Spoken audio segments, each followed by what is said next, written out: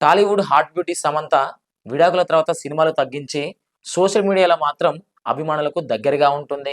నాగ చైతన్యతో సమంత విడాకుల తర్వాత ప్రముఖ దర్శకుడు రాజ్ నెడుమురితో ప్రేమాయణం నడుపుతుందని వార్తలు వచ్చిన విషయం అందరికీ తెలిసిందే. కానీ ఇంతవరకు వీళ్ళు దీని మీద స్పందించలే. కానీ వీళ్ళు లవ్ లో ఉన్నట్లు కన్ఫర్మ్ అయింది. సమంత ఎప్పుడు సోషల్ మీడియాలో యాక్టివ్గా ఉంటుంది.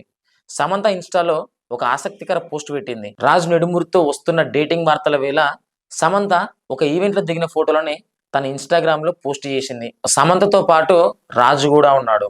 వీళ్ళిద్దరు క్లోజ్ గా దిగడంతో ఫ్యాన్స్ కూడా ఇందులో నిజం ఉందని నమ్ముతున్నారు.